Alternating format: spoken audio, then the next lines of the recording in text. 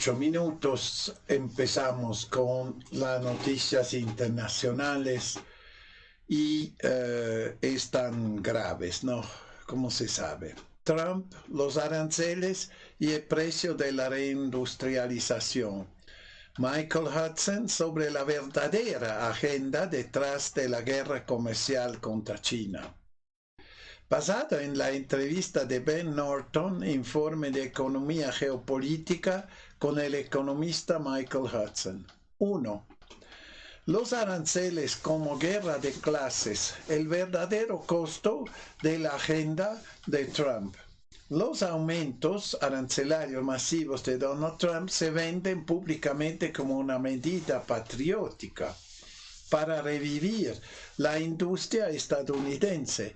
Sin embargo, Michael Hudson se ve esto como un proyecto de redistribución a favor de los ricos. Los aranceles reemplazan a los impuestos progresivos y en última instancia afectan a los consumidores, es lógico.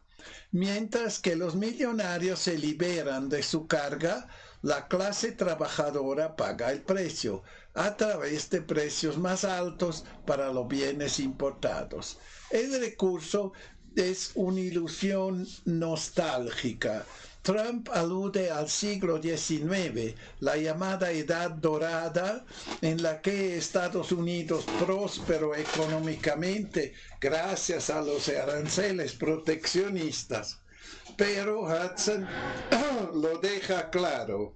El crecimiento industrial no se basó únicamente en aranceles, sino en infraestructura financiada por el Estado, educación gratuita y servicios sociales. Las políticas de Trump ignoran este contexto y presentan una visión abreviada y ideológicamente distorsionada de la historia. 3. Reaganomics 2.0. El regreso de los varones ladrones. Hudson describe la visión económica de Trump como una nueva versión del capitalismo depredador. En lugar de invertir en justicia social, Trump está impulsando la desregulación, la privatización y el desmantelamiento de los servicios gubernamentales. Se privatizarán programas sociales como Medicare, la asistencia social e incluso el servicio de correos. Quienes más se beneficiarán de esto serían las grandes corporaciones y la élite financiera, no solo trabajadores industriales cuya situación Trump afirma estar mejorando. 4. La guerra comercial como chantaje geopolítico. Los aranceles de Trump contra China, según Hudson, solo superficialmente tienen motivaciones económicas. De hecho, se trata de presión geopolítica. Los países que no estén dispuestos a sumarse a las sanciones estadounidenses contra China se ven amenazados con aranceles punitivos.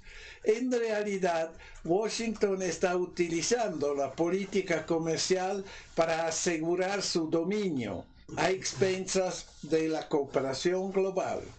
5.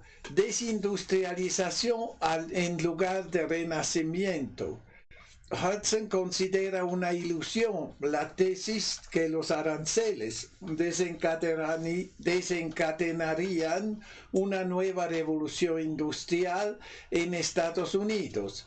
La industria estadounidense ha sido sistemáticamente externalizada durante las últimas décadas. Hay falta de instalaciones de producción, de conocimientos técnicos y de una política industrial gubernamental.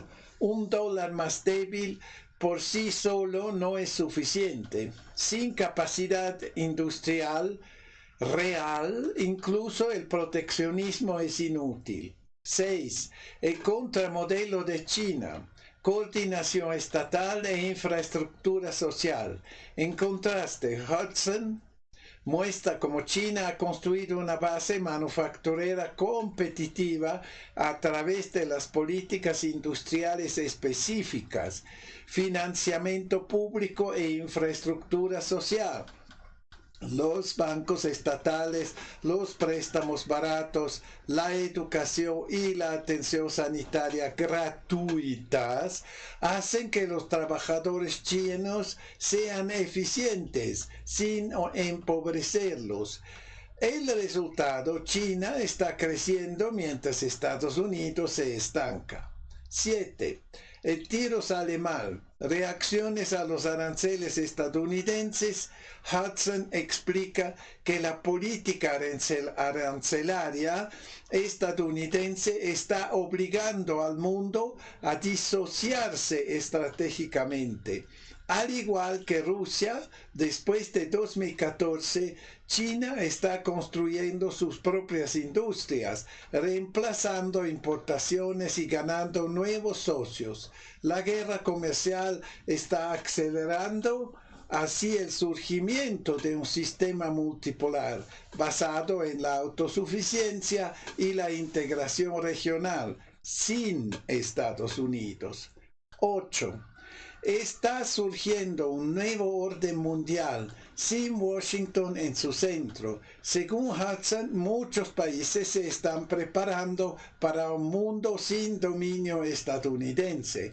Están surgiendo nuevas rutas comerciales, asociaciones de materias primas y alternativas monetarias. A corto plazo, los aranceles de Trump pueden crear presión, pero a largo plazo empujarán a los estados a la autonomía, lejos del dólar y las instituciones financieras estadounidenses. El dólar se tambalea, el oro vuelve a ser atractivo. Trump incluso amenaza con imponer impuestos a las reservas de divisas de otros países. Como resultado, los países están abandonando el dólar, comprando oro y fortaleciendo sus monedas nacionales. El pase libre que Estados Unidos ha tenido durante décadas, importar bienes a cambio de dólares recién impresos, está perdiendo credibilidad. El poder financiero de los Estados Unidos está empezando a desmoronarse. 10. La desintegración del orden de posguerra. Hudson ve las políticas de Trump como un ataque frontal al orden de posguerra que el propio Estados Unidos había creado. Mercados libres, instituciones multilaterales, cooperación internacional. En cambio, hoy Estados Unidos recurre a la coerción, las sanciones y el chantaje bilateral, una conducta que cada vez aísla más al país. 11. De la edad dorada a los oligarcas tecnológicos. Trump glorifica la edad dorada, pero fue una era de monopolios, burbujas financieras y creciente desigualdad. Hoy en día, este modelo se repite.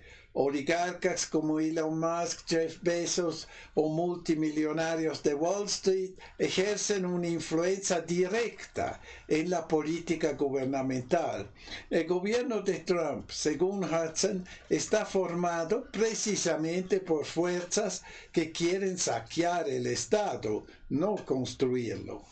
Adiós a los ideales de 1945, los principios de 1945, igualdad de las naciones, reglas comunes, estabilidad internacional, son, según Hudson, sistemáticamente socavados por el nuevo modelo estadounidense. En lugar de la cooperación de la ONU, estamos viendo un regreso a las prácticas coloniales a través de sanciones, amenazas y manipulación política.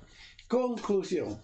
Trump no está usando aranceles para revivir la industria, sino para redistribuir la riqueza desde abajo hacia arriba. Su política económica es retrógrada, elitista y geopolíticamente destructiva. Mientras el sur global se reorganiza, Estados Unidos corre el riesgo de hundirse en el aislamiento, la desindustrialización y la división social. El análisis de Hudson es una llamada de atención urgente. El problema no es el proteccionismo en sí, sino su uso como cobertura ideológica para una nueva era de oligarquía y chantaje económico. Ya han escuchado muy clara la cosa, ¿no? No hay por equivocarse, ¿eh?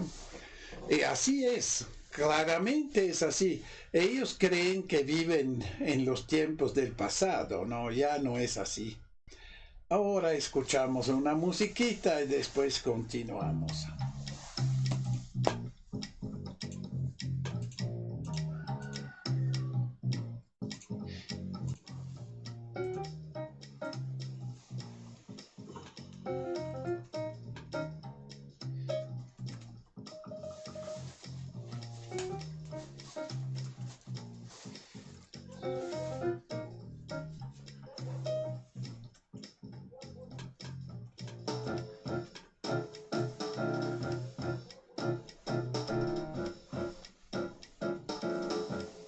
¿Qué dices tú de esta noticia?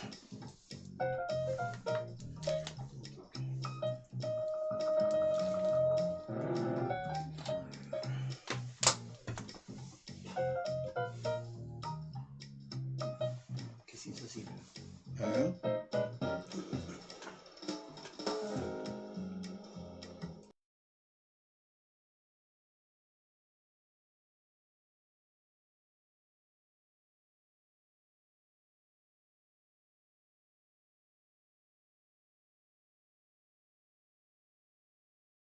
Sí, es plata digital, no existe.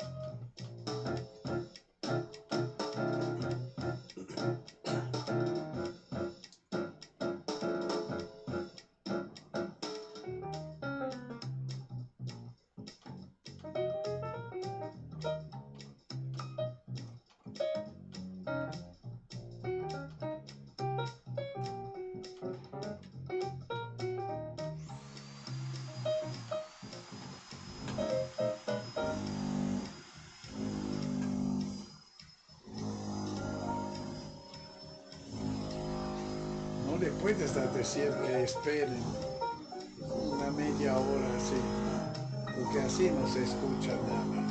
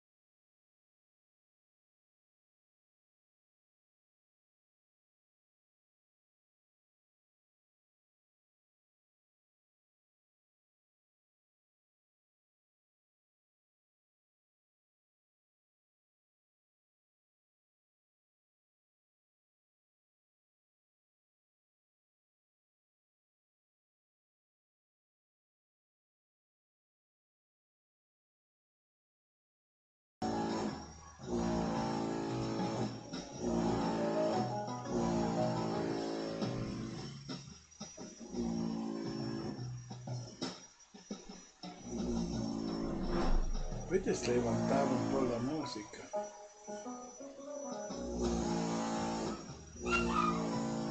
Se escucha.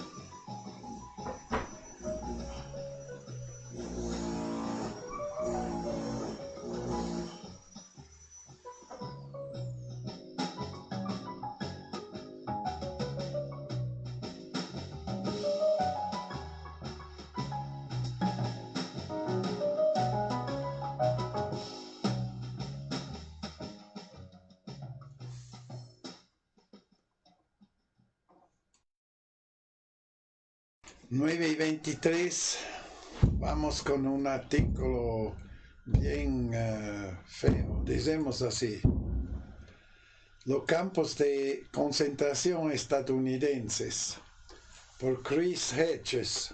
Una vez que un régimen comienza a enviar personas a campos de concentración, incluso en El Salvador, crea un sistema de detención que anula el debido proceso y hace que los ciudadanos desaparezcan en un agujero negro.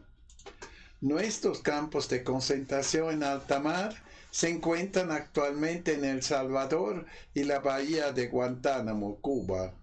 Pero no esperes que se queden ahí. Una vez normalizados, no solo los inmigrantes y residentes deportados de Estados Unidos, sino también los ciudadanos estadounidenses migrarán a casa.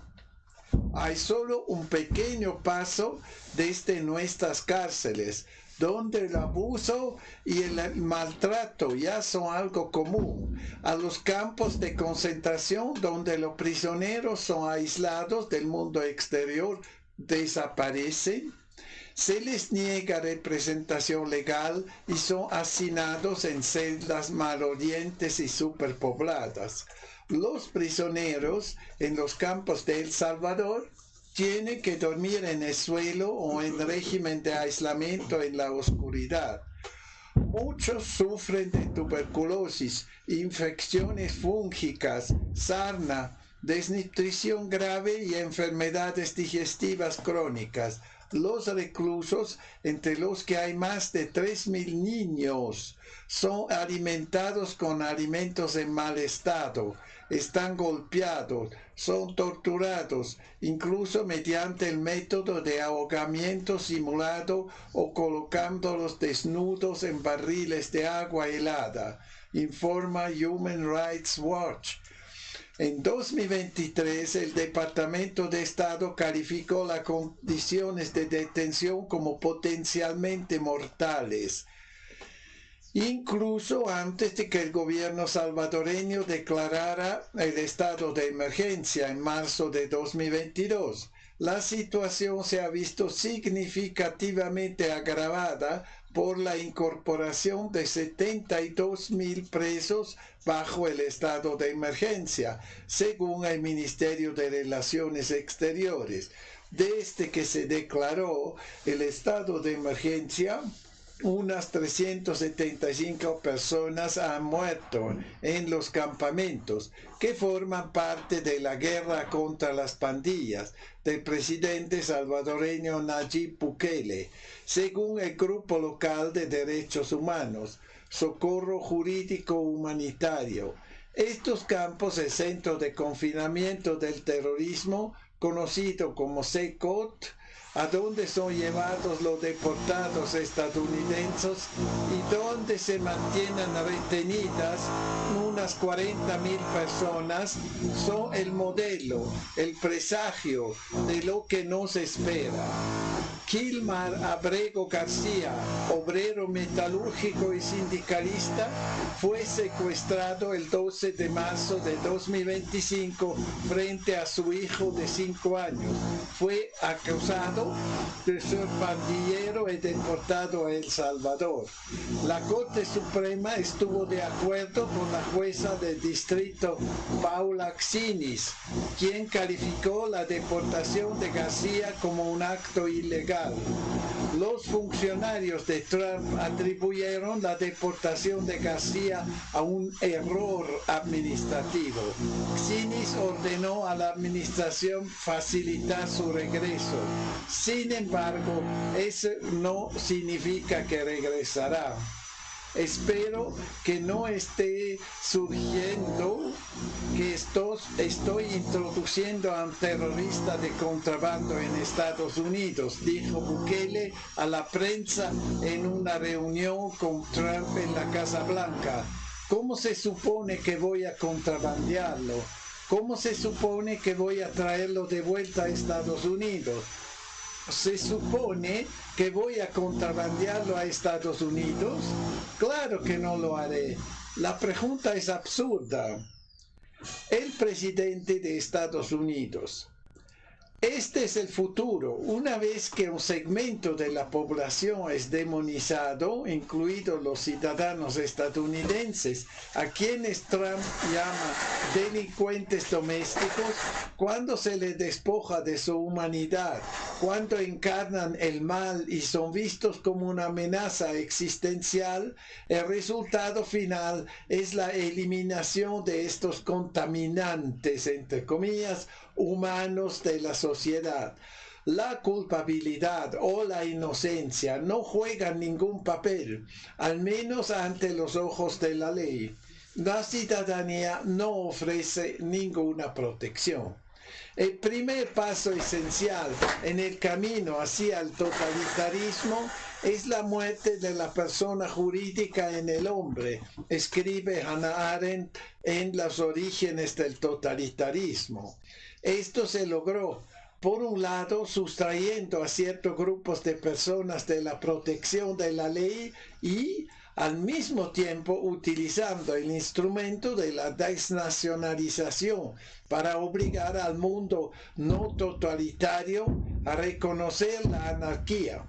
Por otro, colocando los campos de concentración fuera del sistema penal normal y seleccionando a los reclusos al margen del proceso judicial normal, en el que cada delito conlleva un castigo previsible. Quienes construyen campos de concentración construyen sociedades de miedo, advierte implacablemente sobre peligros mortales, ya sean inmigrantes, musulmanes, traidores, criminales o terroristas. El miedo se propaga lentamente, como un gas sulfuroso, hasta que infecta todas las interacciones sociales y causa parálisis. Eso lleva tiempo. En los primeros años del Tercer Reich, los nazis operaban 10 campos con unos 10.000 reclusos, pero tan pronto como lograron aplastar todos los centros de poder en competencia, sindicatos, partidos políticos, la prensa independiente, las universidades y la Iglesia católica y protestante, el sistema de campos de concentración explotó. Cuando estalló la Segunda Guerra Mundial en 1939, los nazis operaban más de 100 campos de concentración con aproximadamente 1 millón de reclusos. Luego vinieron los campos de exterminio. Quienes montaban estos campamentos lo hacen públicos. Su propósito es intimidar. Su brutalidad es su punto fuerte. Dachau, el primer campo de concentración nazi, no fue, como escribe Richard Evans, en La llegada del Tercer Reich, una solución improvisada a un problema inesperado de hacinamiento carcelario, sino una medida largamente planificada y concebida por los nazis prácticamente desde el principio. Recibió amplia difusión en la prensa local, regional y nacional y sirvió como una dura advertencia para cualquiera que considerara la resistencia al régimen nazi. Agentes del Servicio de Inmigración y Control de Aduanas ICE, vestidos de civiles que conducen por los barrios en vehículos sin distintivos, están secuestrando a residentes legales como Mahmoud Khalil. Estos secuestros son similares a lo que presencié en las calles de Santiago de Chile, bajo la dictadura de Augusto Pinochet, o en San Salvador, la capital de El Salvador, durante la dictadura militar. El ICE se está convirtiendo rápidamente en nuestra versión doméstica de la Gestapo o del Comisariado del Pueblo para Asuntos Internos. Supervisa 200 prisiones. Según un informe del Centro de Privacidad y Tecnología de Georgetown, se trata de una formidable agencia de vigilancia doméstica que ha recopilado datos sobre la mayoría de los estadounidenses.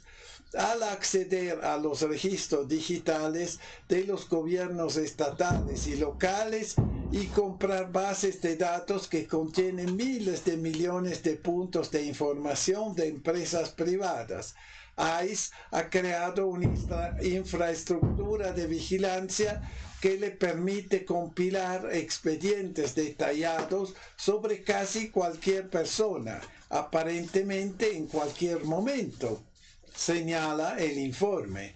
En sus esfuerzos por detener y deportar a personas, el ICE ha accedido sin supervisión judicial, legislativa ni pública a registros que contienen información personal de la gran mayoría de las personas que viven en Estados Unidos. Estos datos pueden llegar a manos de las autoridades migratorias simplemente al solicitar una licencia de conducir un vehículo motorizado o registrarse en los servicios públicos locales para acceder a calefacción, agua y electricidad.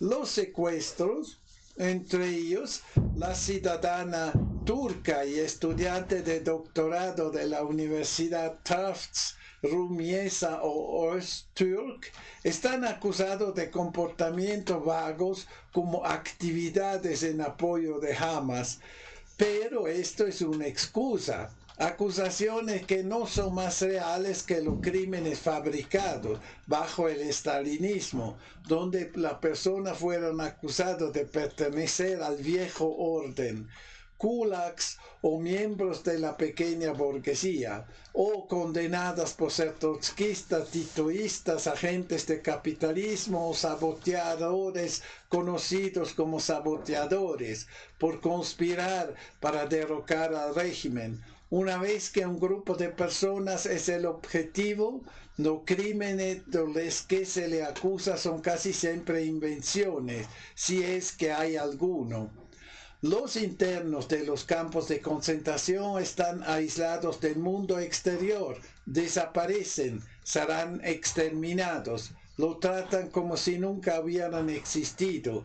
Casi todos los esfuerzos por obtener información sobre ellos se topan con el silencio. Incluso su muerte, si mueren bajo custodia, se vuelve anónima, como si nunca hubieran nacido.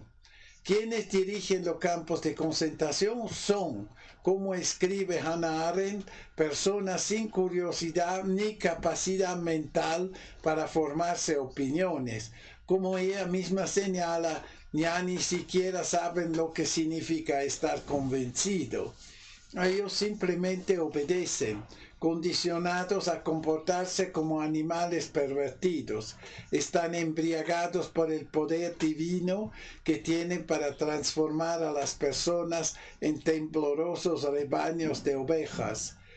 El objetivo de todo sistema de campos de concentración es destruir todas las características individuales y moldear a la gente en masas temerosas, dóciles y obedientes. Los primeros campamentos son campos de entrenamiento para guardias de prisiones y agentes de ICE. Aprenden técnicas brutales para infantilizar a los reclusos, una infantilización que pronto distorsiona a toda la sociedad. A los 250 presuntos pandilleros venezolanos que fueron deportados a El Salvador en violación de un fallo de un tribunal federal, se los negó el debido proceso. Lo metieron sumariamente en aviones que ignoraron la orden del juez de regresar y al llegar lo desnudaron, lo golpearon y los afeitaron. Las cabezas rapadas son una característica de todos los campos de concentración. La excusa es que se trata de piojos, pero claro, se trata de deshumanización y por eso llevan uniformes y están marcados con números. El autócrata se deleita abiertamente en su crueldad. Espero ver a terroristas enfermos recibir 20 años de prisión por lo que le están haciendo a Elon Musk y Tesla, escribió Trump en Truth Social. quizás podían cumplir sus condenas en las cárceles de El Salvador, que recientemente se han hecho famosas por sus agradables condiciones. Los que construyen campos de concentración están orgullosos de ello, lo presentan a la prensa o al menos a los aduladores que se hacen pasar por la prensa. La secretaria de Seguridad Nacional, Kristi Noem, quien publicó un video de su visita a la prisión de El Salvador, utilizó a los reclusos sin camisa y con la cabeza rapada como accesorios por sus amenazas contra los inmigrantes. Si hay algo que el fascismo hace bien, es el espectáculo. Primero viene por los inmigrantes, luego vienen al campus los activistas con visas de estudiantes extranjeros, luego vienen a buscar a los titulares de la tarjeta verde. Los siguientes son los ciudadanos estadounidenses que luchan contra el genocidio de Israel o el fascismo insidioso.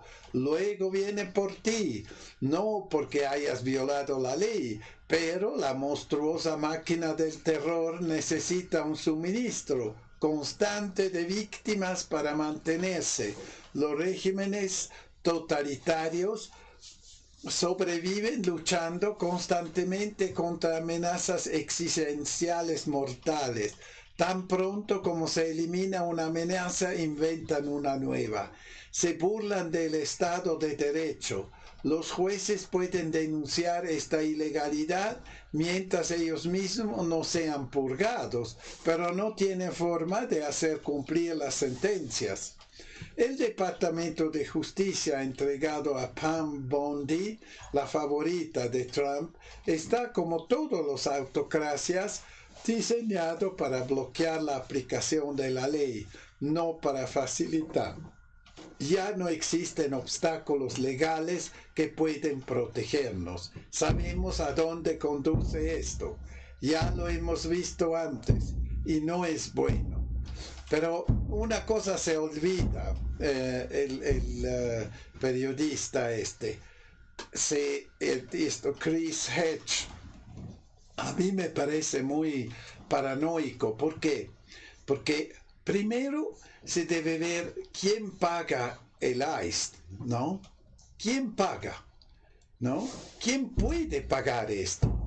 ¿No? Después, la construcción de los campos de concentración, sea en Estados Unidos o en otros países vecinos, o ¿quién lo paga? ¿No? Esto también viene, porque es costoso. Le digo que es mucho más costoso de tener una persona presa que dejarla afuera, la persona, ¿no?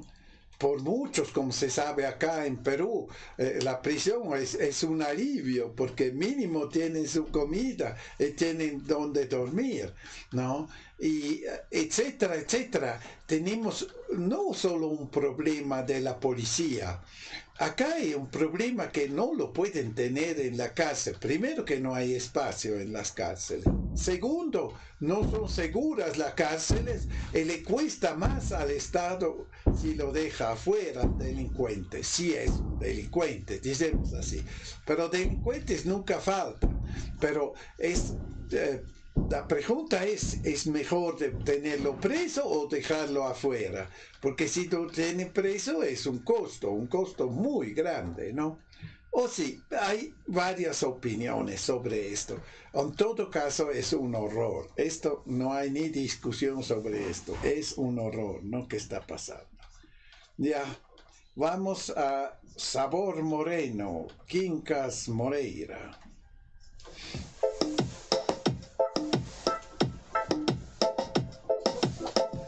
Su madre, 9. Pero no puedes decirle que espere un momento. ¿Ah? Está bien. ¿Está bien?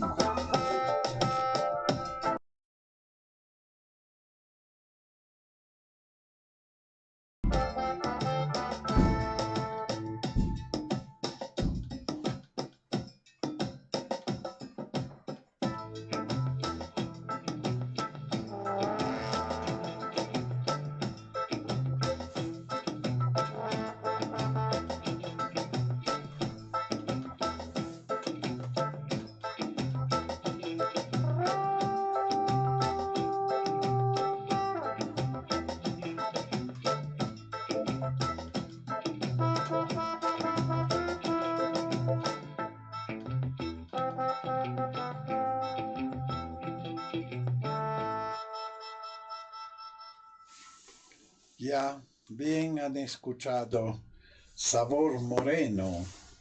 Ahora acá hay una cosa que justamente yo la dije ya anteriormente sobre el Papa. No se debería hablar mal de los muertos, pero acá hay una cosa bien dudosa, ¿no? Papa Francisco, dogma de la vacunación en lugar de caridad. ¿En nombre de quién hablaba realmente? Su muerte marca el final del pontificado de Papa Francisco, un líder de la Iglesia como ningún otro buscó unir fuerzas con los centros globales del poder. Su gestión de la vacunación contra el coronavirus plantea preguntas incómodas. Francisco estaba sirviendo a la fe católica o a un nuevo orden mundial tecnocrático. Un acto de amor, entre comillas.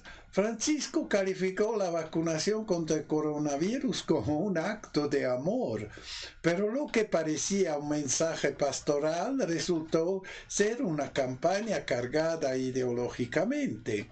Aquellos que no se vacunaban simplemente ya no recibían salario en el Vaticano. Los empleados no vacunados fueron presionados y amenazados con sanciones. 3 miembros de la Guardia Suiza dimitieron, rechazaron la inyección. Coerción moral en lugar de libre decisión de conciencia. La línea del Vaticano fue clara. Los teólogos difundieron una obligación moral de vacunar. La Iglesia pretendió guiar la conciencia de los fieles y por eso los ignoró. Política simbólica con la acuñación de monedas. En 2022, el Vaticano acuñó una moneda conmemorativa en honor de la vacunación, una declaración simbólica que provocó sacudidas de cabeza en todo el mundo. ¿Se trataba todavía de atención pastoral o de relaciones públicas al servicio del lobby farmacéutico? Un pontificado a la sombra del poder. Francisco predicó la caridad, pero practicó la presión autoritaria para el conformismo. El Vaticano, antaño centro espiritual de la Iglesia Universal, se convirtió bajo su liderazgo en una bastión de la obediencia médica. No se permitió ninguna contradicción, no se toleró ninguna duda. ¿Era esa la creencia que quería representar o se había convertido en una herramienta de una agenda que tiene poco que ver con el Evangelio y mucho que ver con el poder globalista? Sí, ¿no? Diría yo. No, esto es la cosa que no habla, ¿no? Esto no se habla en los medios de comunicación así grandes, ¿no? Como se dice. Él lo santifica, ahora es todo un santo ya, prácticamente. Se ha vuelto un santo. Ya. Vamos escuchando otra cosa. Sand and Castle, Quincas Moreira. Ay, ay, ay, ay, ay. ¿Tú sabías esto? Ah, sí. Sí.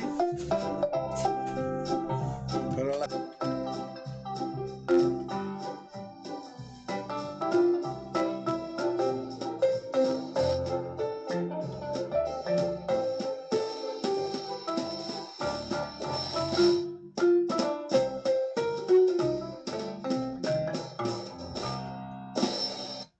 Castillo de Arena de Quincas Moreira. 9:52 y acá tengo una noticia positiva. El gran reinicio sufre un duro golpe. Klaus Schwab dimite, de Tyler Durden. El mismo día que murió el Papa Francisco, conocido por su postura globalista e inclusiva, cayó otra figura simbólica del movimiento globalista, Klaus Schwab, fundador del Foro Económico Mundial y arquitecto del llamado Gran Reinicio, anuncia su renuncia inmediata a la Junta del FEM. Tras mi reciente anuncio al entrar en mi 88º año de vida, he decidido renunciar al cargo de presidente y miembro del Comité Ejecutivo del Foro Económico. Con efecto inmediato, escribió Schwab en un comunicado.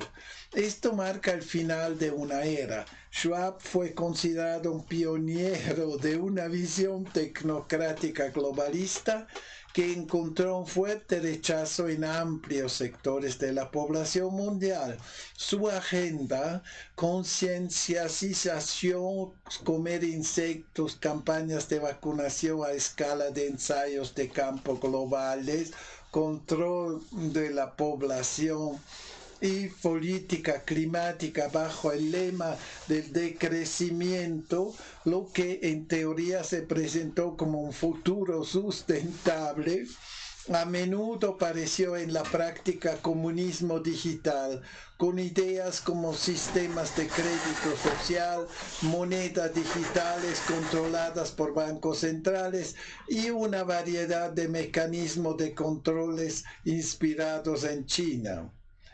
Un mundo en transición. La dimisión de Klaus Schwab llega en un momento en que las bases ideológicas del foro empiezan a tambalearse. Los movimientos sociales en América del Norte y del Sur recurren cada vez más a los valores tradicionales. La reacción cultural contra la agenda woke está creciendo en los gobiernos, las iglesias, las empresas y las ONGs. La retirada de Schwab podía verse como un símbolo de la disminución de confianza en la visión tecnocrática de una humanidad controlada globalmente. Quizás reconozcas a algunos de los miembros de la junta directiva del World Economic Forum. Hay todo un organigrama.